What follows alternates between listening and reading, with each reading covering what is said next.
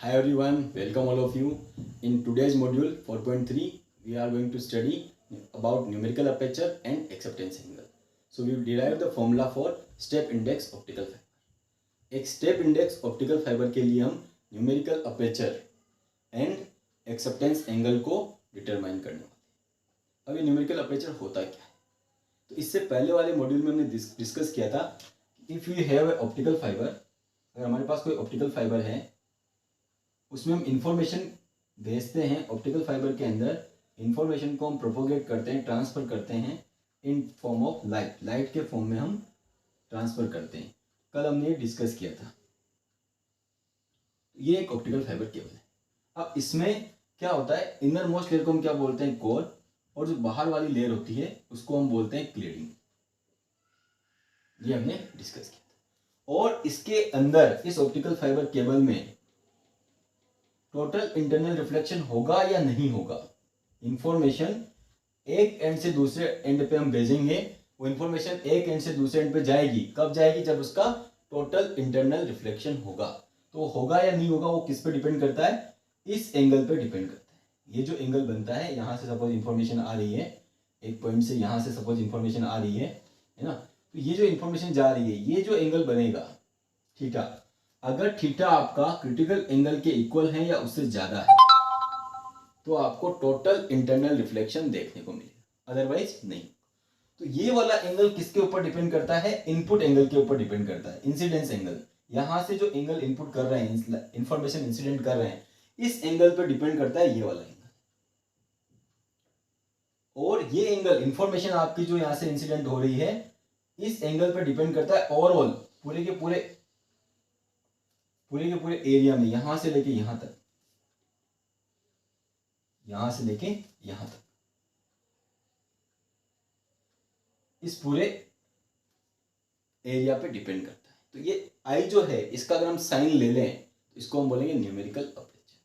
Numerical aperture क्या बताता है हमें कि ऑप्टिकल फाइबर कितनी इंफॉर्मेशन को गैदर करेगा. The figure of merit of N optical fibre, कितने मैक्सिमम एंगल तक हम लाइट को इंसिडेंट कर सकते हैं. हम लाइट को एक लिमिट तक ही इंसिडेंट कर सकते हैं. अगर इस एंगल को हम बहुत ज़्यादा बढ़ा देंगे तो ये जो एंगल है, इसको बहुत ज़्यादा बढ़ाने पे ये वाला जो एंगल है उसकी वैल्यू थीटा सी से कम हो जाएगी, और थीटा सी से कम हो जाएगी तो टोटल इंटरनल रिफ्लेक्शन नहीं होगा. So numerical aperture and acceptance angle both are very important in case of optical fibre. यहाँ एक्सेप्टेंस एंगल की हम बात करते हैं, द मैक्सिमम एंगल जिससे हमें टोटल इंटरनल रिफ्लेक्शन देखने को मिलता है, उस एंगल को हम बोलते हैं एक्सेप्टेंस. अगर उसका हम साइन ले लें तो उसको हम बोलेंगे न्यूमेरिकल अपर्चर. देख सकते हो आप यहाँ पे इस तरह से न्यूमेरिकल अपर्चर. ओके, सो हमें डेरिवेशन करना है, हमें न्यूमेरिकल अपर्चर निकालना है, कैलकुलेट करना है, डिराइव करना है, एक फॉर्मूला निकालना है न्यूमेरिकल अपर्चर का. न्यूमेरिकल अपर्चर डिपेंड किस पे करता है? हर एक ऑप्टिकल फाइबर के लिए न्यूमेरिकल अपर्चर अलग अलग होगा. क्या लिमिट होनी चाहिए न्यूमेरिकल अपर्चर की? एक्सेप्टेंस एंगल कितना हो सकता है मैक्सिमम? ये सब चीज़ें हमें डिस्कस करनी. तो सबसे पहले हम एक फॉर्मूला डिराइव करते हैं for numerical aperture. So here we will consider we have an optical fibre. Let us consider we have an optical fibre. His core refractive index is mu core, and cladding refractive index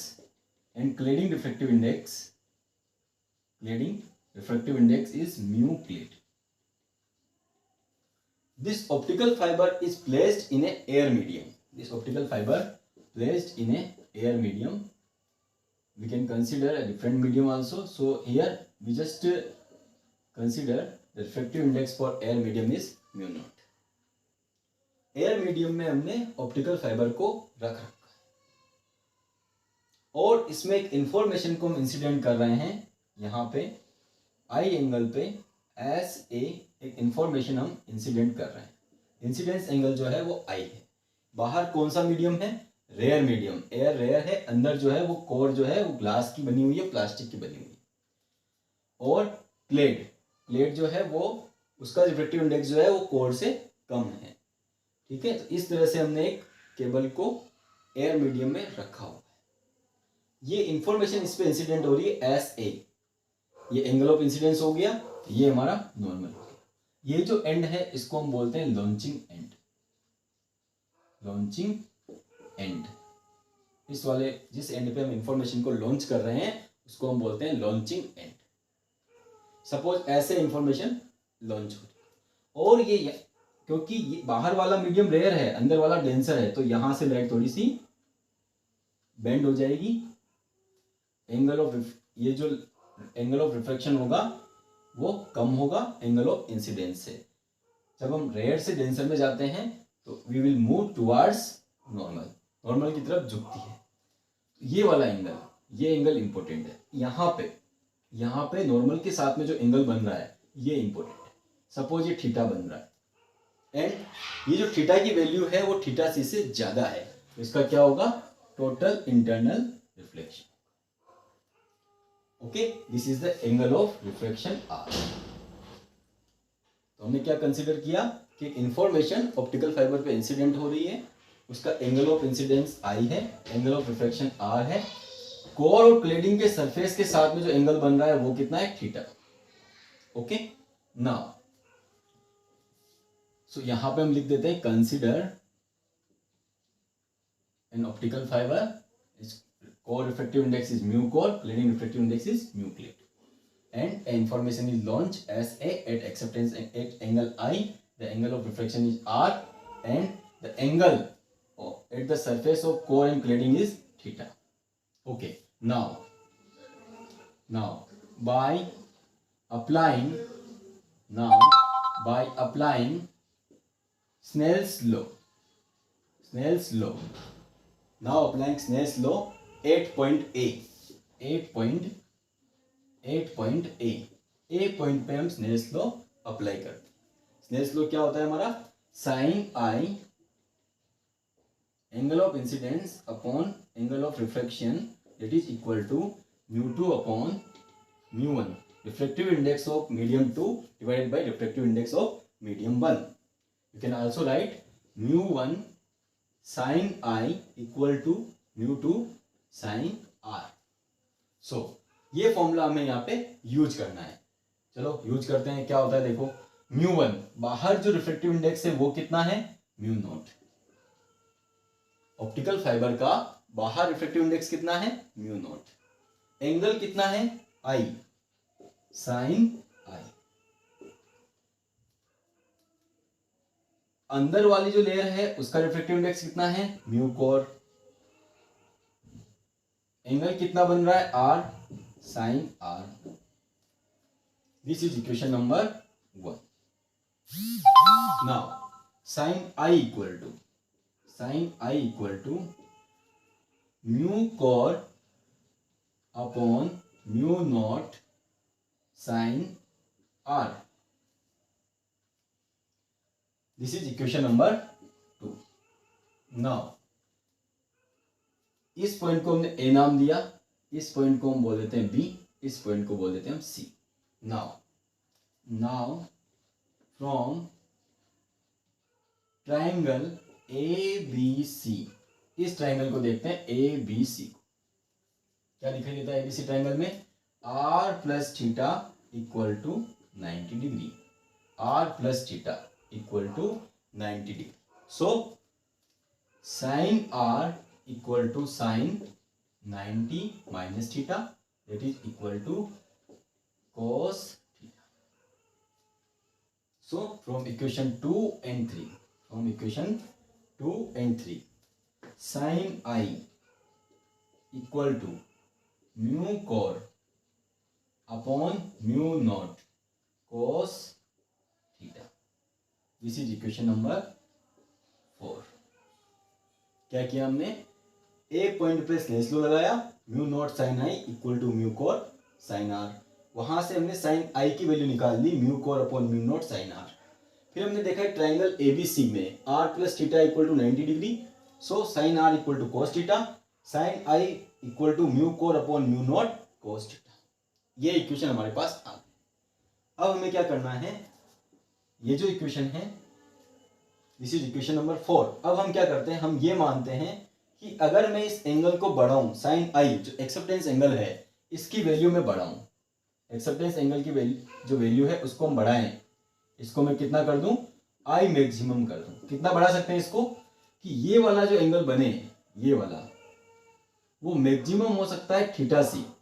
कितना हो सकता है maximum, ये theta C हो सकता है, उससे ज्यादा नहीं हो सकता। इसको मैक्सिमम हम कितना बढ़ा सकते हैं आई को, कि इसको आई मैक्सिमम करें तो ये थीटा सी हो जाए। If I equal to I maximum then theta equal to theta C. If I equal to I maximum then theta equal to theta C. Okay, so from equation 4 and 5, from equation 4 and 5, 4 and 5 से हम क्या लिख सकते हैं, from equation 4 and 5, 4 and 5 से हम क्या लिख सकते हैं, इक्वेशन नंबर 4 और 5 क्या लिख सकते हैं, sine I maximum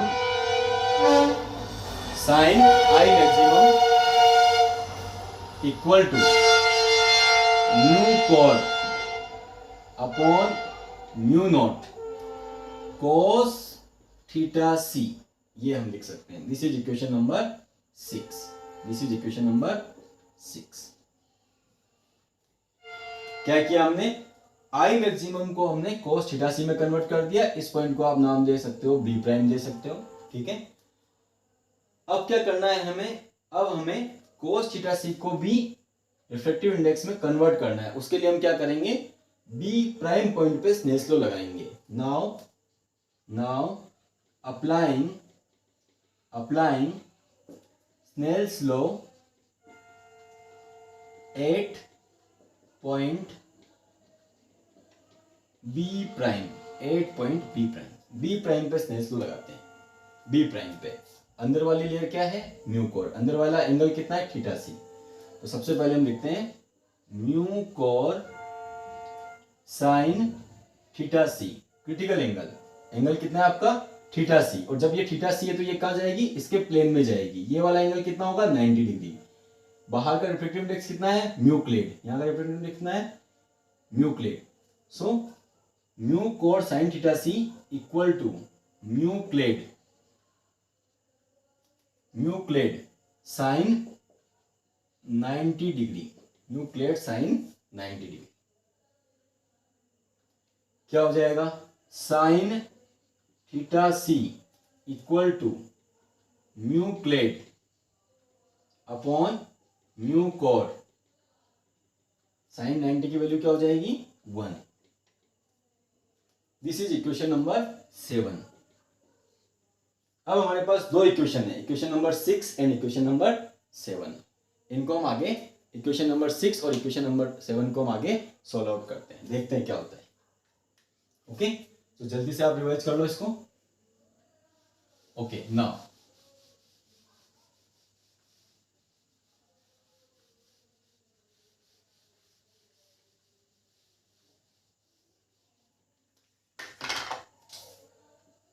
equation number from equation 6 and 7, equation 6 and 7, sine I maximum equal to mu core upon mu naught cos theta C. Cos theta C को मुझे किस में कन्वर्ट करना पड़ेगा, साइन थीटा सी में कन्वर्ट करना पड़ेगा। क्यों कन्वर्ट करना पड़ेगा, क्योंकि mu clad upon mu core equal to sine theta C है। कोस थीटा को मुझे साइन थीटा में कन्वर्ट करूंगा तो मैं ये वैल्यू उसमें पुट कर सकता हूं। क्या लिख सकते हैं इसको हम लिख सकते हैं 1 minus sine square theta C, 1 minus sine square theta C.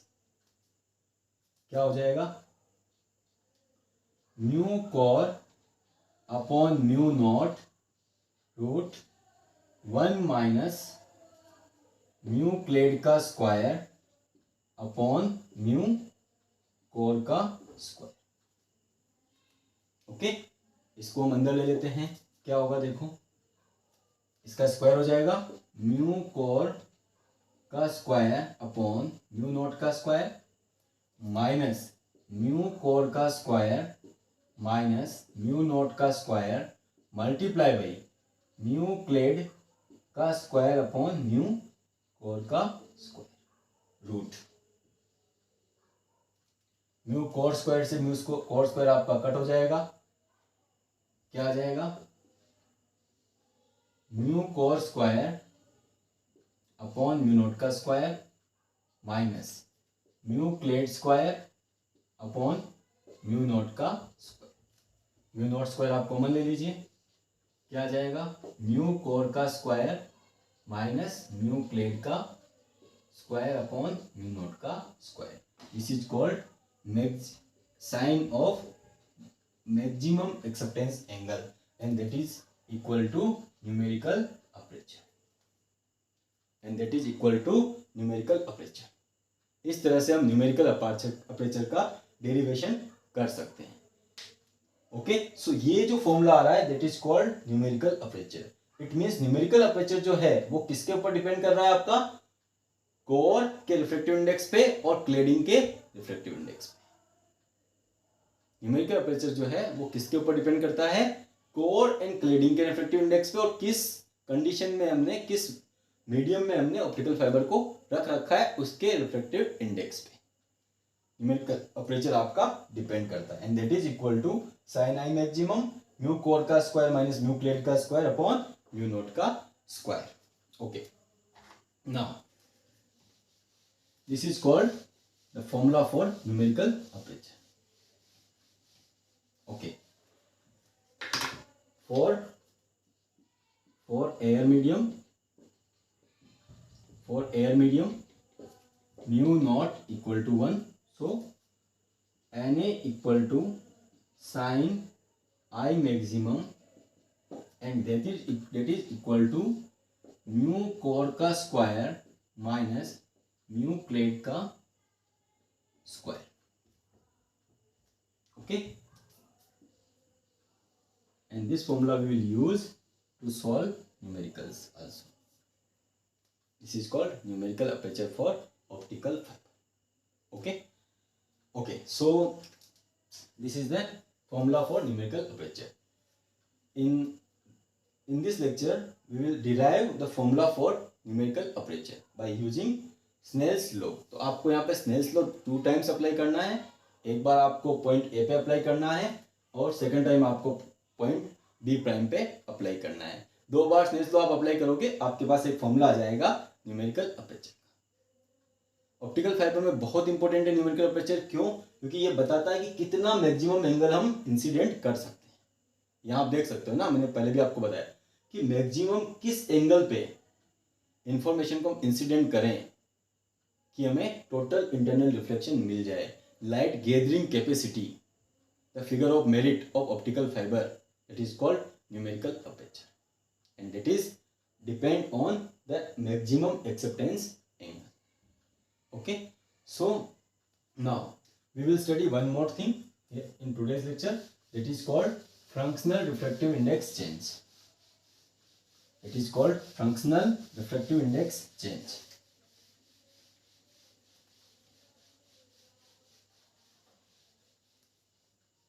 In this module, we will study one more thing. It is also related to optical fiber. It is functional refractive index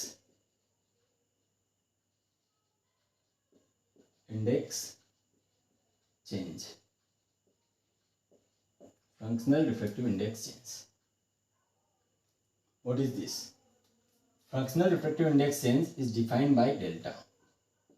And it is related to mu core minus mu clade, the refractive index difference between mu core and mu clade divided by mu core. It is the ratio of refractive index change between core and clade with respect to mu core. That is called functional refractive index change. Okay, and we can write numerical aperture in terms of functional refractive index change like this: mu core root 2 delta. You can write numerical aperture in terms of functional refractive index change. How we can write? Let's see. We know that the formula for numerical aperture is mu core का square minus mu clad square for air medium, for mu not equal to 1 air medium. Okay, now just rewrite this equation like mu core plus mu clade and mu core minus mu clade by using the formula a square minus b square equal to a plus b, a minus b. First, convert this equation in delta by dividing with mu core. अगर इसको हम mu core से divide करें और mu core से multiply करें, mu core से divide करें, म्यू कोर से मल्टीप्लाई करें, तो ये क्या बन जाएगा, ये वाली इक्वेशन बन जाएगी delta, functional refractive index change.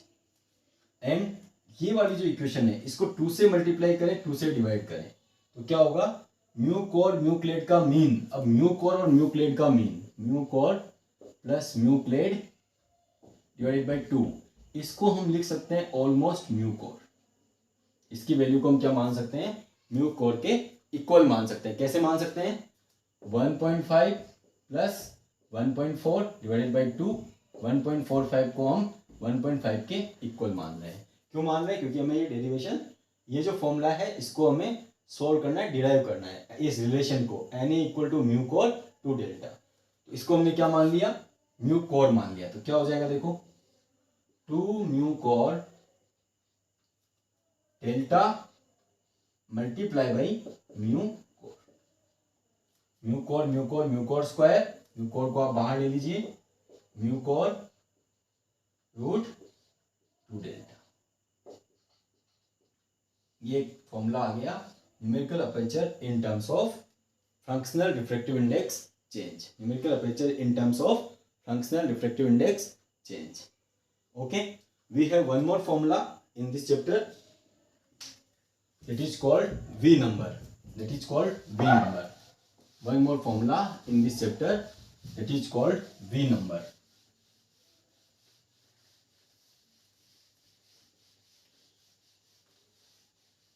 And उसके लिए हमें डेरिवेशन नहीं करना है. V number का फॉर्मूला हमें याद रखना है. V number is given by 2 pi a upon lambda mu core का square minus mu clad square upon mu not का square. This formula we use to determine how many number of modes available in optical fibre by using the formula Nm equal to V square by 2. This is one more formula जो हमें याद रखना है to do numericals. Numericals करने के लिए ये formula हमें याद रखना है, V नंबर. और इससे हम ये बता सकते हैं कितने मोड ऑप्टिकल फाइबर में प्रोपोगेट कर रहे हैं, ऑप्टिकल फाइबर सिंगल मोड है या मल्टीपल मोड है. सो आज के लिए इतना ही है. कल के लेक्चर में हम कुछ न्यूमेरिकल सोल्व करेंगे. That is the last module 4.4. Okay, bye.